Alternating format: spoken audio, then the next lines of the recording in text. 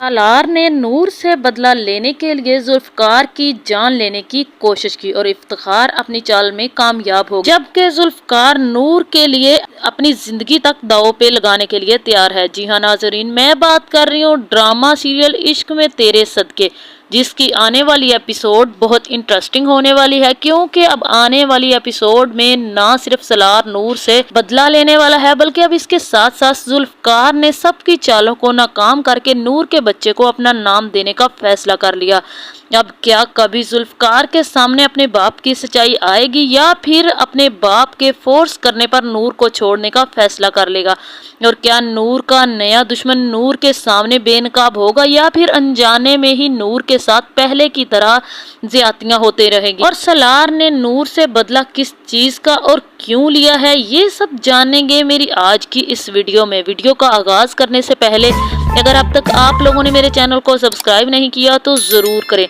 अब जैसे कि सलार की कहीं भी दाल नहीं गल रही, जहां सलार नूर को जलील करने का कोई मौका नहीं छोड़ता था, और अब सलार के सामने अपना ही किया सब कुछ आ रहा है। अब अरुष्मा भी सलार को जलील करने का कोई भी मौका हाथ से नहीं जाने देती। जहां जुल्फकार का बाप जुल्फकार को मोहब्बत से बहला फुसला रहा है कि तुम नूर को छोड़ दो वरना बहुत ज्यादा बदनामी होगी हमारी, तो दूसरी तरफ मारिया भी जुल्फकार को नूर के किरदार से काफी शर्मिंदा कर रही है ताकि जुल्फकार नूर को छोड़ दे। अब इन सब के तानों से डर कर जुल्फकार फैसला कर लेगा कि नूर के बच्चे को वो अपना नाम देगा। अब जुल्फकार का फैसला मारिया और इसके बाप को चौंका के रख देगा। दूसरी तरफ सलार भी अपनी माँ को मना रहा है कि वो अरुष्मा को मनाने के लिए चले और अरुष्मा से माफी मांगे। अब अंजुम बेगम भी सलार को साफ साफ मना कर देती है और कहती है उल्टा गलती अरुष्मा की है, मैं क्यों जाऊं वहां पर माफी मांगने के लिए। जहां सलार को नूर पर ही गुस्सा आएगा कि नूर की वजह से उसकी माँ अरुष्मा को एक्सेप्ट नहीं कर पा रही।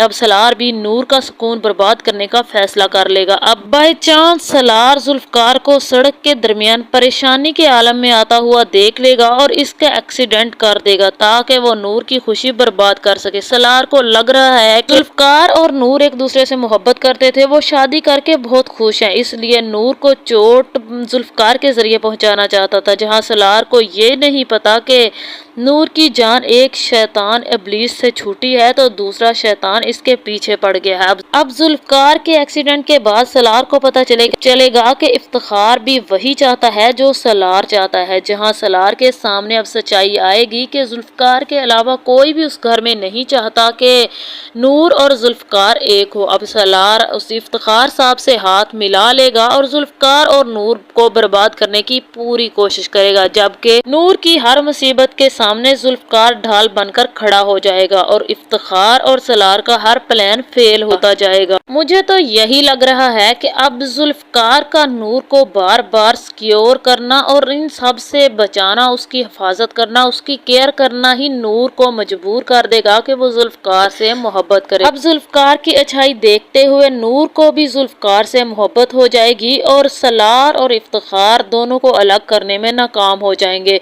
अब इफ्तिखार की चालों की ढाल बनते बनते जुल्फकार के सामने हूर के कातिल की सच्चाई आ जाएगी। इस तरह से वो अपने बाप तक पहुंच जाएगा और अपनी बीवी हूर की मौत का बदला ले लेगा। तो आप लोगों को क्या लगता है इस कहानी में क्या क्या होने वाला है? अगर आप लोगों को कुछ मालूम है तो कमेंट करके जरूर बताएं।